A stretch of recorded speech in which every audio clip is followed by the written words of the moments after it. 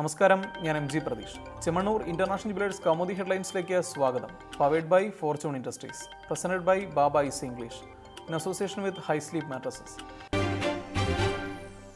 പ്രഖ്യാപനങ്ങളിലെ പാളിച്ച.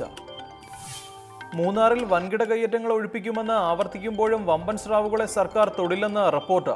റവന്യൂ വകുപ്പ് തയ്യാറാക്കിയ വൻകിടക്കാരുടെ പട്ടികയ്ക്ക് പുറത്ത് 14 കമ്പനികൾ കയ്യേറിയിരിക്കുന്നത് 1.72 ലക്ഷം ഏക്കർ സർക്കാർ ഭൂമി.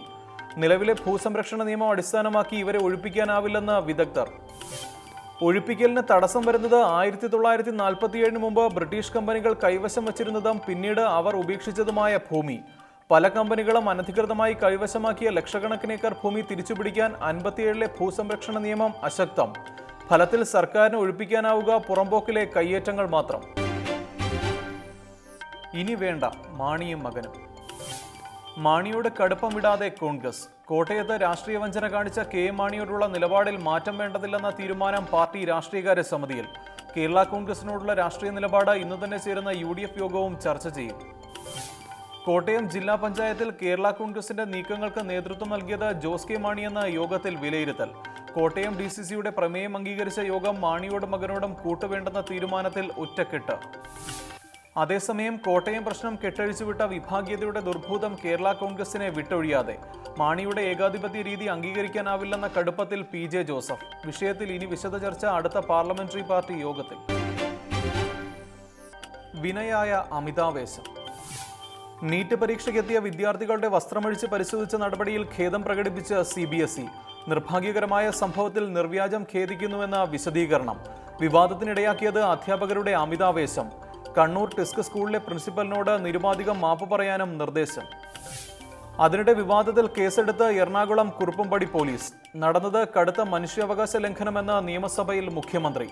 പരീക്ഷാ നടത്തിപ്പിൽ വീഴ്ച വരുത്തിയതിനും വിദ്യാർത്ഥികളെ അപമാനിച്ചതിനും 4 അധ്യാപകർക്ക് സസ്പെൻഷൻ നൽകി സ്കൂൾ മാനേജ്മെന്റിന്റെ നടപടി. അലക്ഷ്യം തീർന്ന ആശ്വാസം. സെൻകുമാർ കേസിൽ സംസ്ഥാന സർക്കാരിനെതിരായ കോടതിയലക്ഷ്യ നടപടികൾ അവസാനിപ്പിച്ച് സുപ്രീം കോടതി. സർക്കാരിന് ആശ്വാസം പകരുന്ന തീർപ്പ് വിധി അനുസരിച്ച് നിയമനം നൽകിയതായുള്ള സത്യവാങ്മൂലവും ചീഫ് സെക്രട്ടറിയുടെ മാപ്പപേക്ഷയും പരിഗണിച്ച് പുനഃപരിശോധനാ ഹർജി കൂടി പിൻവലിച്ചതോടെ സെൻ വിഷയത്തിൽ സർക്കാരിന്റെ അടിയറവ് പൂർണ്ണം. സെൻകുമാറിന് നിയമനം നൽകാനുള്ള ഉത്തരവിൽ നടപടി വൈകിച്ചതിന് ചീഫ് സെക്രട്ടറി നളിനി നെറ്റോ സുപ്രീം കോടതിയിൽ നിരുപാധികം മാപ്പ് പറഞ്ഞത് ഇന്നലെ. അതേസമയം കോടതി വിധിയിൽ വ്യക്തത തേടിയും പുനഃപരിശോധന ആവശ്യപ്പെട്ടും സർക്കാർ നൽകിയ ഹർജികൾ നിയമവകുപ്പ് അറിയാതെയെന്ന് റിപ്പോർട്ട്. ചീഫ് സെക്രട്ടറിയുടെ സത്യവാങ്മൂലവും നിയമവകുപ്പിന്റെ പരിശോധന കൂടാതെ. മല്യ ഹാജരാകണം. ബാങ്ക് വായ്പാ തട്ടിപ്പ് കേസിൽ വിജയ് മല്യയ്ക്ക് കുരുക്കിട്ട് സുപ്രീം കോടതി.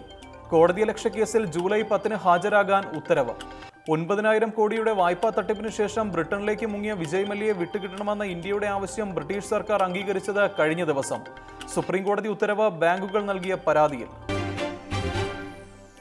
Chemmanur international jewellers Kaumudi headlines സമാപിക്കുന്നു. Powered by fortune industries, presented by Baba easy English in association with high sleep mattresses. അടുത്ത ഹെഡ്ലൈൻസ് 1 മണിക്കൂറിന് ശേഷം. നമസ്കാരം.